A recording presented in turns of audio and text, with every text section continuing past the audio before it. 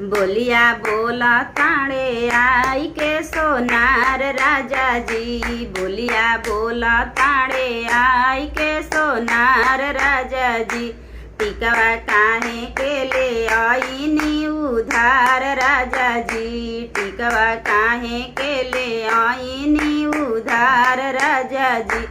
एक त चढ़ली जवनिया मोर, एक त चढ़ली जवनिया मोर, दूसरे पिया मिलल कमजोर, हमार जर जाला एड़ी से कपार राजा जी। बोलिया बोल ताड़े आई के बजाज राजा जी। सड़िया काहे के ले आईनी उधार राजा जी। एक त चढ़ली जवनिया मोर, एक त चढ़ली जवनिया मोर, दूसरे पिया मिलल कमजोर, हमार जर जाला एड़ी से कपार राजा जी। हमार जर जाला।